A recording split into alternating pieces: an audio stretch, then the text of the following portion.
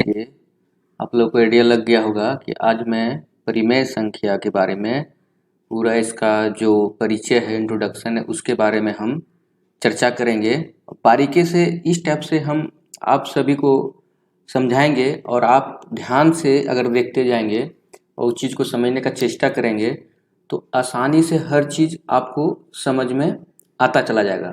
और अगर आपका कंसेप्ट अच्छी तरह से क्लियर हो जाएगा तो आप क्वेश्चंस खुद ब खुद सॉल्व करने के लिए एलिजिबल या फिर सक्षम हो जाएंगे। तो देखते हैं आगे क्या होता है। प्राकृत संख्या। प्राकृत संख्या का मतलब ये होता है ये जो हम लोग गिनती में नेचुरल नंबर जो गिनती में हम लोग हमेशा यूज करते हैं उसे हम लोग प्राकृत संख्या कहते हैं। जो शुरुआत होता है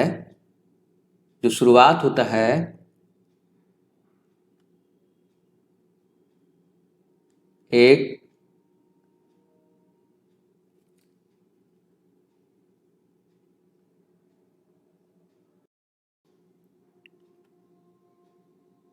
एक, दो, तीन, चार, पाँच, इस तरह से आप अनंत तक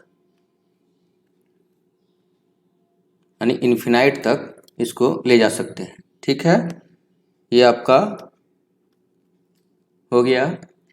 पूर्ण संख्या जिसे हम लोग इंग्लिश में कहते हैं होल नंबर, उसका वही प्रकृति संख्या, वह प्रकृति संख्या जिसमें जीरो से स्टार्टिंग हो, इससे जीरो से, उसे हम पूर्ण संख्या कहते हैं। जैसे 0, 1, 2, 3, 4, 5, इस तरह से इन्फिनाइट तक जाता है, हम लोग इसे पूर्ण संख्या कहते हैं। अब बारी आती है पूर्णांक संख्या की। ठीक है, पूर्णांक संख्या वह संपूर्ण प्राकृतिक या पूर्ण संख्या बोल सकते हैं जिसका जीरो से स्टार्टिंग हो और इन्फिनाइट तक धनात्मक जाता है और ऋणात्मक जाता है। जैसे कि हम समझा रहे हैं, ये जीरो है। ठीक है, ये 1, 2, 3, 4, 5 ये इन्फिनाइट तक जाता है धनात्मक। उसके बाद इधर आपका -1, -2, -3, -4 ये इन्फिनाइट तक माइनस तक जाता है। ये पॉजिटिव इंटेजर होता है और ये नेगेटिव इंटेजर होता है, यानी कि हम लोग इसको धनात्मक पूर्णांक इधर होता है धनात्मक पूर्णांक और ये ऋणात्मक पूर्णांक, इसे हम लोग इंग्लिश में पॉजिटिव इंटेजर और इसको अंग्रेजी में हम लोग नेगेटिव इंटीजर कहते हैं। यहाँ तक क्लियर हो गया। आगे हम लोग जाते हैं और इसका मुख्य भाग, इस पे हम लोग चर्चा करते हैं, जो है परिमेय संख्या। परिमेय संख्या के बारे में हम लोग देखते हैं, जिसे हम लोग कहते हैं रेशनल नंबर। क्या कहते हैं? Rational number. परिमेय संख्या जिसे हम लोग कहते हैं रेशनल नंबर। ठीक है, अब रेशनल नंबर वह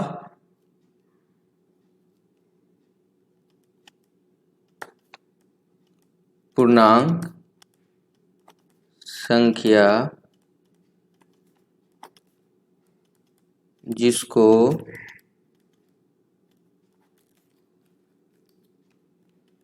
P/Q के रूप में लिख सकते हैं। ठीक है बच्चों, इसे हम लोग पूर्णांक संख्या, पूर्णांक अभी हम लोग देखें जिसे हम 0 से स्टार्ट करते हैं और इन्फिनाइट तक 1 2 3 और इधर 0 से इधर नेगेटिव में अगर देखा जाए तो 0 1 -1 -2 -3 इस तरह से हम लोग इन्फिनाइट में हो जाता है। तो हम लोग पूर्णांक संख्या इस जो हम p बाय q के रूप में लिख सकते हैं उसे हम परिमेय संख्या कहते हैं। लेकिन एक कंडीशन है जहां q बराबर नहीं है 0 का, ये होना चाहिए। ठीक है, अब हम उदाहरण के तौर पर समझाते हैं। ठीक है, जैसे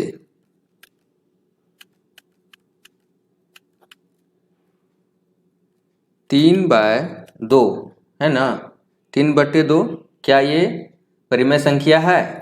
अब हम आपसे डिस्कस करते हैं। जैसे कि p जो है वो भी पूर्णांक होना चाहिए, ठीक है, और q भी है वो भी पूर्णांक होनी चाहिए। लेकिन कंडीशन क्या है कि q बराबर नॉट 0। तो देखिए आपका 3 जो है ये भी पूर्णांक है, ठीक है, और 2 भी पूर्णांक है, तो ये धनात्मक संख्या, ये परिमेय संख्या है। ठीक है, अब हम कहते हैं 5 क्या एक परिमेय संख्या है? हाँ है। क्यों? क्योंकि हम 5/1 भी लिख सकते हैं जिसे हम बराबर 5 भी कर सकते हैं, तो ये परिमेय संख्या है। ठीक है, इसी प्रकार से हम आगे देखते हैं। क्या आगे देखते हैं कि ये हो गया। अगर हम 5/0 देते हैं तो क्या ये है? नहीं है। क्यों? क्योंकि ये तो 5 आपका पूर्णांक है, p जो है सो पूर्णांक है, लेकिन 0 जो है आप देख सकते हैं कि p जो है सो पूर्णांक है। ठीक है, लेकिन जो 0 है क्या है? 0 यहाँ पे देखिए, यहाँ ये पूर्णांक 0 q बराबर 0 नहीं होना चाहिए। तो यहाँ अगर q 0 है तो ये परिमेय संख्या नहीं होता है। ठीक है, इसके बाद हम आगे इस बारे में और बताते हैं। इसी प्रकार से क्या 0 हम देख लिए 5/0, अब देखते हैं 0, क्या 0 जो है क्या ये परिमेय संख्या है? तो बोलेंगे हाँ। बोलिए कैसे? क्योंकि इसको हम 1 से डिवाइड कर सकते हैं बराबर 0। ठीक है, तो ये है। अब हम आपसे पूछते हैं, है ना, ये आपका हो गया 0 से अगर हम भाग देंगे तो यहाँ q नहीं होना चाहिए, ये कंडीशन है। और अगर ये 0 है तो ये दोनों क्लियर हो गया। 0 को हम 0/1 p/q के फॉर्म में हम लिख सकते हैं। ठीक है, लेकिन हम 0 से डिवाइड कर करेंगे तो वो गलत हो जाएगा। आगे देखते हैं। अब देखते हैं √3। क्या देखते हैं? √3।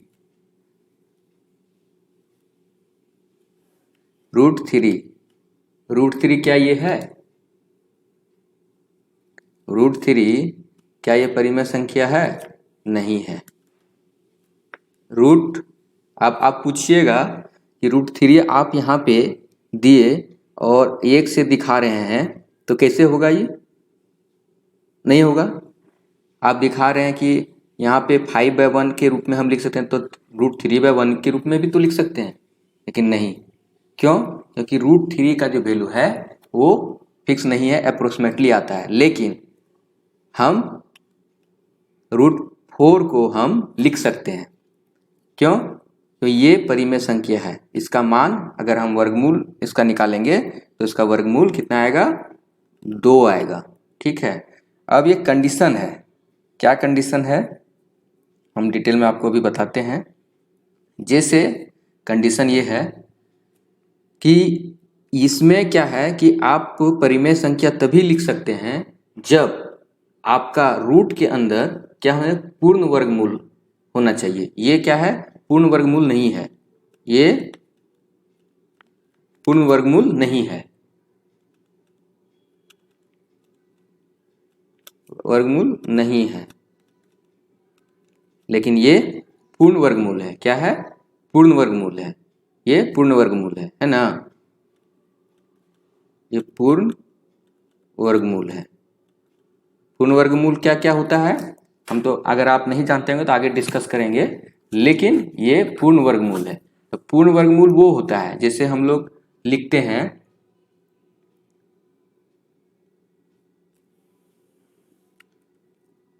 1 का पावर 1, 2 का पावर 2 गुने 2 बराबर 4, 3 पर पावर 3 गुने 3 9। इस तरह से हम लोग लिखते हैं तो ये होता है पूर्ण वर्गमूल। हालांकि हम लोग वर्गमूल आगे जाके डिस्कस करेंगे अच्छी तरह से, तो इसलिए इस तरह से होता है। तो यहाँ तक आप लोग समझ गए होंगे बढ़िया तरीका से। ठीक है, हम लोग फिर से रिपीट करते, परिमेय संख्या वह पूर्णांक संख्या जिसको P बाय Q के रूप में लिख सकते हैं जहां Q बाय Q बराबर 0 नहीं होता है। ठीक है, ठीक है। जैसे 3/2 लिखें तो ये P बाय Q के रूप में है, तो P देखिए पूर्णांक है। ठीक है, P भी पूर्णांक है और Q भी पूर्णांक है, तो इसलिए यहाँ पे हो गया। ठीक है, इस तरह से आगे देखते जाइए। और अगर हम 5/1 ये भी सही है। ठीक है, लेकिन ये 5/0 अगर करेंगे 5/0 तो ये नहीं होगा। क्या नहीं होगा? क्यों? क्योंकि ये आप देख सकते हैं बच्चों कि P और Q, P जो है 5, ठीक है, वो पूर्णांक है ना, और 0 यहाँ पे देखिए Q बराबर नॉट 0 यहाँ पे दर्शाया गया है। ठीक ना, इसीलिए ये कंडीशन से नहीं होता है। और ये पूर्ण, ये √3 का √4 का इस तरह से अगर आता है, √9 ये भी आपका परिमेय संख्या है। ठीक है, इस तरह से हम लोग आगे भी चर्चा करते हैं। अब क्या है कि आगे हम लोग इसके जस्ट परिमेय संख्या के गुण, अब हम लोग परिमेय संख्या का गुणधर्म के बारे में डिस्कस करेंगे। इसके बारे में, परिमेय संख्या गुणधर्म के बारे में। तो आगे देखते हैं कि क्या क्या होता है। ठीक है, आप लोग, उम्मीद है कि आप लोग को सब समझ आता होगा, और हमको लग रहा है कि बढ़िया तरीक़ा से आप लोग समझ रहे होंगे सब। तो आगे देखते हैं कि परिमेय संख्या का गुणधर्म क्या है। यदि A और B परिमेय संख्या है, ठीक है, A और B परिमेय संख्या, ध्यान देना, तो A प्लस B भी परिमेय संख्या है। कैसे? देखिए, अगर मान लेते हैं कि 2 + 5 बराबर 7 आता है, तो ये भी ठीक है। ठीक है, इसी प्रकार से अगर हम लोग देखते हैं 0 + 1 बराबर 1, ये भी सही है। तो इस प्रकार से अगर देखते हैं कि ये और बी परिमेय संख्या है, परिमेय संख्या क्या क्या होता है ना, परिमेय संख्या जो हम P बाय Q के रूप में लिख सकते हैं, वो भी किसके फॉर्म में? P बाय Q के रूप में। और जो होता है बच्चों पूर्णांक संख्या, चाहे ऋणात्मक हो या धनात्मक हो, लेकिन Q जो होता है, P बाय Q जो होता है वो 0 से इक्वल, मतलब बराबर नहीं होता है, 0 के बराबर नहीं होता है। Q जो होता है हम लोग 0 के रूप में वहाँ नहीं दर्शा सकते हैं। इसी प्रकार से आगे देखते हैं, ये -B, यह भी क्या है? परिमेय संख्या। क्या है? परिमेय संख्या। कैसे? जैसे कि हम यहाँ लिख सकते हैं, अगर इसी को उदाहरण दे देते हैं, तो 2 - 5 बराबर कितना हुआ? -3 हो सकता है, हो गया। ठीक है, इसी प्रकार से अगर हम 9 - 2 बराबर 7 है ना, तो ये भी आपका 2 को क्लियर हुआ, ये और एक ए। ठीक है, आगे देखेंगे हम लोग ए बाय क्यू, ए बाय बी परिमेय संख्या होगा, लेकिन बच्चों उसी वही लेकिन b बराबर नॉट इक्वल टू 0। ठीक है, यहां तक क्लियर हो गया। अब लोग हम आगे चर्चा करते हैं क्रम विनिमयता का नियम। क्रम विनिमयता का नियम, ये हम लोग इंग्लिश में कहते हैं कम्यूटेटिविटी। कम्यूटेटिविटी, ठीक है, हम लोग इसके बारे में चर्चा करते हैं। क्रम विनिमयता का नियम, कम्यूटेटिविटी। ठीक है, अब इसमें क्या आता है, ध्यान देना, इससे रिलेटेड क्वेश्चन हम लोग को आएगा और उसको हम लोग सॉल्व करेंगे, इसलिए ध्यान में इसको बच्चों आगे लेके चलते हैं। ये प्लस बी बराबर बी प्लस ए हम लोग लिख सकते हैं। इसको हम लोग क्या कहते हैं, योग क्रम विनिमय।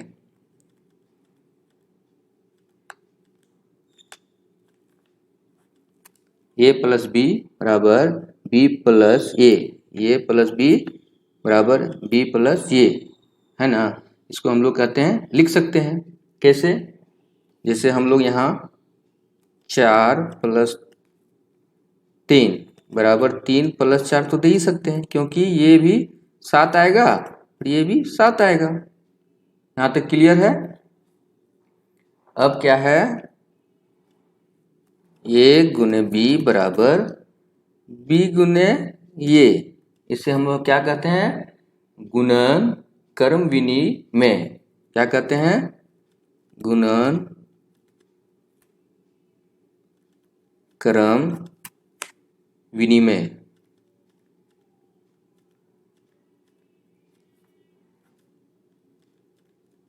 ठीक है, जैसे हम लोग इस तरह लिखे तो 4 गुने 3 बराबर 3 गुने 4। देखिए, तो ये भी 4 तिया 12 और ये 3 चक 12, एक ही आ रहा है, इसलिए हम लोग इस तरह से लिख सकते हैं। हम लोग कहते हैं गुणन क्रम विनिमय, और इसको ए प्लस बी वाला को कहते हैं हम लोग योग क्रम विनिमय। यहाँ तक क्लियर हो गया। अब हम लोग आगे देखते हैं, हम लोग क्या किए, दो गो प्लस और गुना को हम लोग देखे। अब हम लोग देखते हैं माइनस, और अब हम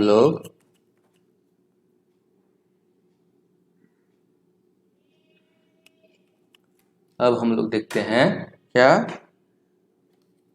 माइनस को लेते हैं। ये minus b equal to not b minus ये।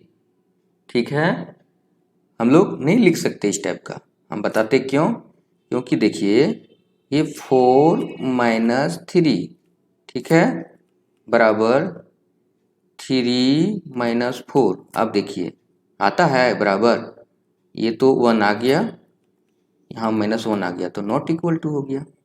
ठीक है, आगे हम लोग देखते हैं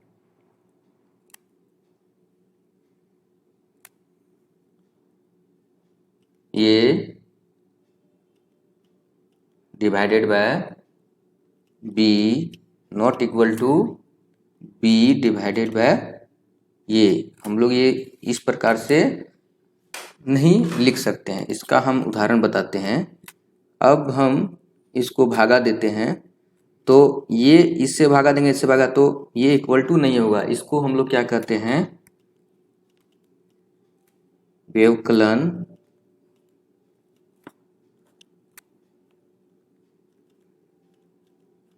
और भाग।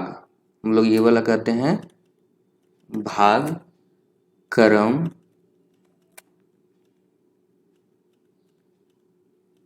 विनिमय। क्या कहते हैं? व्यवकलन और भाग क्रम विनिमय ये नहीं है। ठीक है, अब हम लोग इम्पोर्टेंट टॉपिक पे चर्चा करते हैं। अगला नेक्स्ट क्या है? सहचारिता का नियम। क्या है? इसको हम लोग कहते हैं एसोसिएटिव प्रॉपर्टी। क्या कहते हैं? Associative property. सहचारिता का नियम क्या है? जैसे हम लोग ये प्लस बी, ठीक है, ये प्लस बी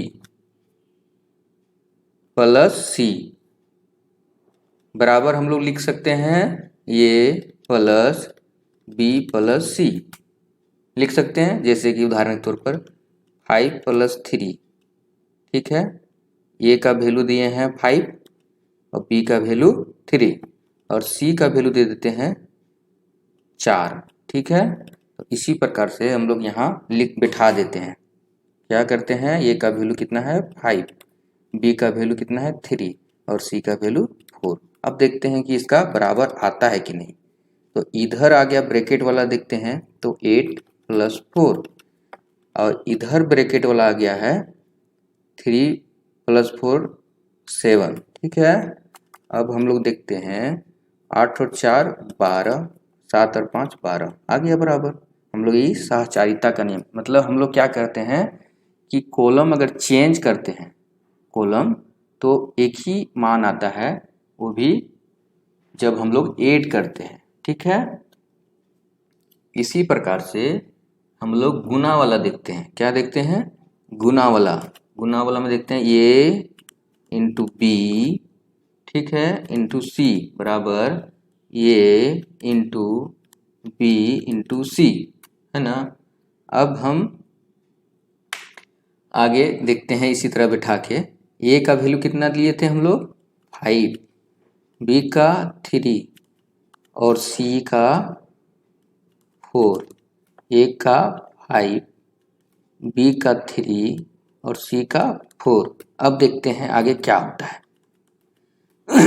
5 तिया 15, ठीक है, 4 4 तिया 12, ठीक है। अब हम लोग क्या करेंगे? 15 चक 60 और 12 25 60 हो गया बराबर। ठीक है बच्चों, यहाँ तक समझ में आ गया। इसे हम लोग साचरित है। इसमें क्या है कि हम लोग क्या चीज़ को हम लोग देखें कि कॉलम चेंज भी करते हैं तो कोई फर्क नहीं पड़ता है। ठीक है, एक तरफ इधर उधर जिस तरह से होता है सहचारिता के नियम के अनुसार से वो हम लोग करते हैं तो उसका वैल्यू सेम आता है। आगे हम लोग देखते हैं बच्चों, आगे देखते हैं वितरकता का नियम। क्या है? वितरकता का नियम, डिस्ट्रीब्यूशन प्रॉपर्टी। यदि ये बी और सी परिमेय संख्या है तो क्या होगा? आगे देखते हैं क्या होगा। ये कॉलम में हम लोग दे दिए बी प्लस सी। हम लोग अब क्या करते हैं, ये भी हो जाएगा और इसको हम लोग ऐसे ये भी हो गया और फिर हम लोग इसको ये को हम लोग इससे गुना कर दिए तो प्लस तो यहाँ ये है प्लस दिए और इसको BC से हो गया। ठीक है, यहाँ तक आपको समझ में आ गया होगा।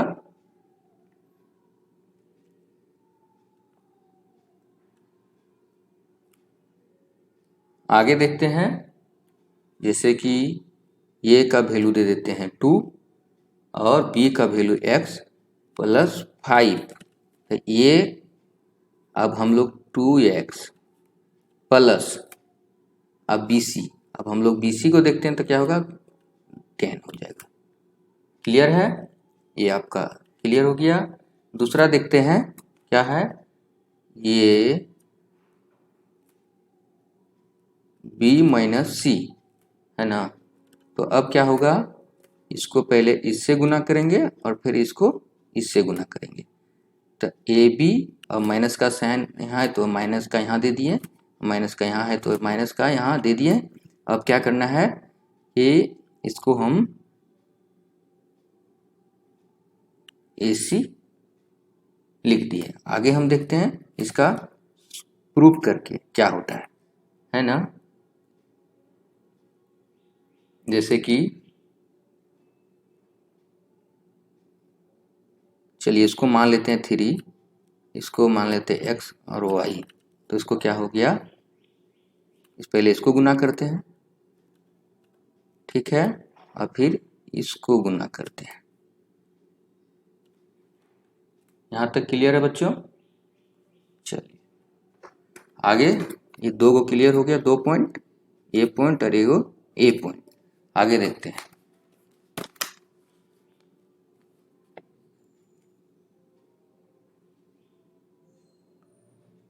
योग तत्समक एडिटिव आइडेंटिटी, ठीक है, एडिटिव आइडेंटिटी। एक है गुणात्मक तत्समक, जिसे हम लोग मल्टीप्लिकेटिव आइडेंटिटी, ठीक है। हम लोग गुणात्मक तत्समक और योग तत्समक के बारे में देखेंगे। उसमें क्या है, 0, इसमें क्या है 0, शून्य को हम लोग लेते हैं योग में। तो किसी भी चीज को अगर हम शून्य से जोड़ते हैं तो उतना ही आता है। जैसे a प्लस 0 बराबर कितना आएगा बच्चों, a। 5 प्लस 0 बराबर कितना आएगा 5, ठीक है। 7 प्लस 0 बराबर कितना आएगा 7, ठीक है। 11 प्लस 0 बराबर कितना आएगा 11, ठीक है। इससे क्या है कि परिमेय संख्या के लिए शून्य योग तत्समक है। क्या है, शून्य योग तत्समक है। तत्समक है मतलब कि वो कितना, कुछ भी उसमें ऐड करेंगे तो उतना ही आएगा। तो यहाँ पे हम लोग क्या लिखेंगे, परिमेय संख्याओं के लिए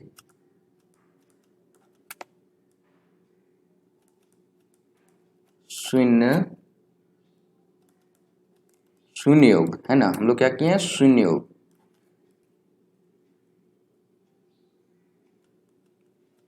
तत्समक है।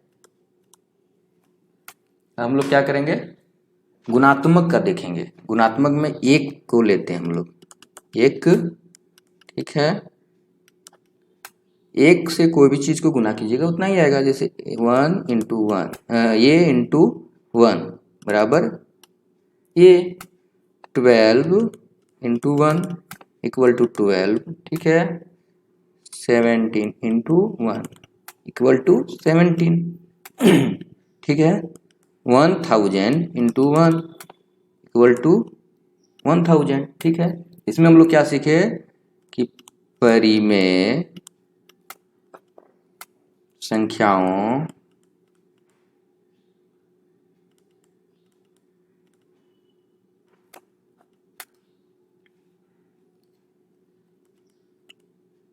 के एक गुणात्मक तत्समक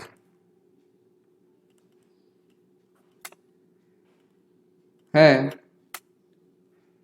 ठीक है। मतलब हम लोग यहाँ 2 चीज सीखे। पहला क्या है कि 0 से, क्या है 0 से किसी चीज में ऐड करेंगे तो उतना ही आएगा। इसमें गुणात्मक क्या है कि 1 से कोई भी चीज में गुना करेंगे तो उतना ही आएगा, ठीक है बच्चों। नेक्स्ट देखते हैं, ठीक है।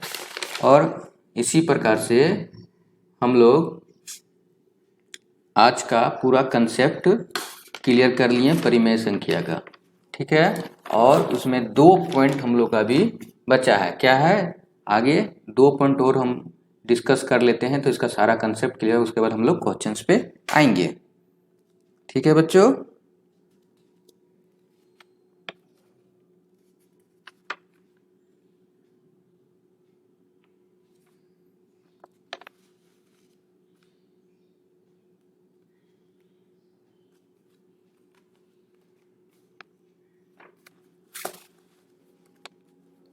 पहला क्या है?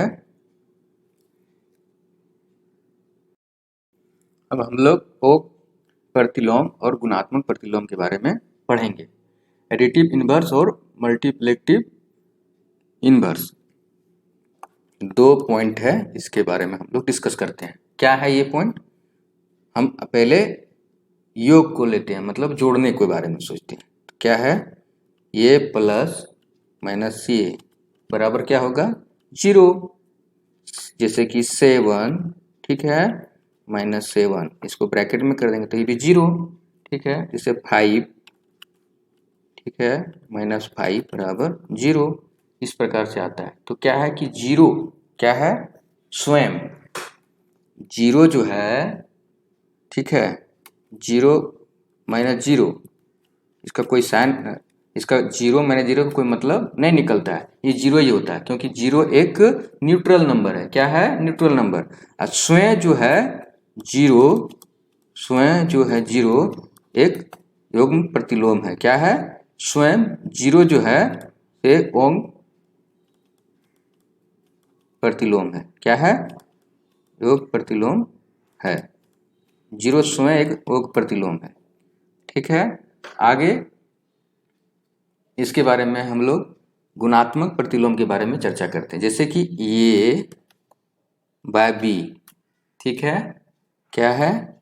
इसको हम लोग उसका इन्वर्स उल्टा करते हैं, बी बाय ये क्या हो जाएगा? 1 आएगा। कैसे? अभी हम दिखाते हैं। जैसे हम लोग अगर 5 ले लिए ए का वैल्यू, अब बी का वैल्यू 2 ले लिए, फिर हम लोग बी का वैल्यू यहाँ पुट कर दिए 2 और यहाँ 5। अब हम लोग इसको काट दिए, कट गया, तो 1/1 बराबर 1। इसी प्रकार से 4 को अगर हम लेते हैं, अगर 4 को लेते हैं तो हम लोग क्या होता है? तो 4 को लेते हैं तो हम लोग 4 बराबर 4/1 लिख सकते हैं ना। तो फिर देखते हैं ए का वैल्यू कितना है? 4, बी का वैल्यू 1, ठीक है, बी का वैल्यू 1 और ए का वैल्यू 4। इसको भी हम लोग काटते हैं तो क्या हो जाएगा? 1/1 बराबर 1। इससे क्या निष्कर्ष निकलता है? इससे यह निष्कर्ष निकलता है कि शून्य, क्या? शून्य, शून्य जो है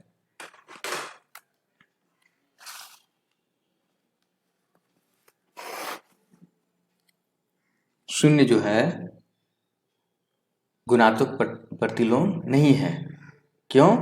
अगर हम लोग यहाँ अगर शून्य प्रतिलोम करेंगे तो गड़बड़ा जाएगा। बोलिए कैसे? शून्य जो है ये गुणात्मक प्रतिलोम नहीं है। इसके पीछे क्या तर्क है कि चलो हम 1 लिख दिए, लेकिन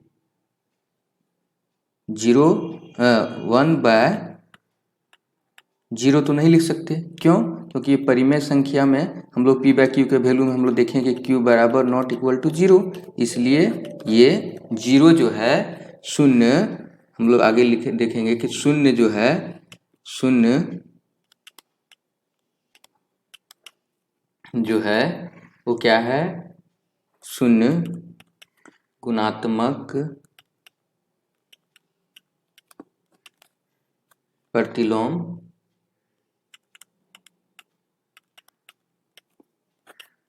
नहीं है। ठीक है। और 1 इंटू 1 और -1, ठीक है, का गुणात्मक प्रतिलोम है। क्या है? गुणात्मक प्रतिलोम है। जैसे कि उदाहरण के तौर पर देखिए,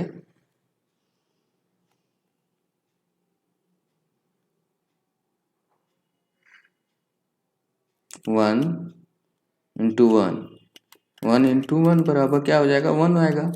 तो -1/1, ठीक है, -1/1, ये भी कटने के बाद आपका पॉजिटिव में आ जाएगा। माइनस माइनस गुना पॉजिटिव हो जाता है, ठीक है। इस प्रकार से हम लोग आगे, ये दो क्लियर हो गया यहाँ पे, ठीक है बच्चों। अब हम ये कंसेप्ट क्लियर कर लिए, ठीक है।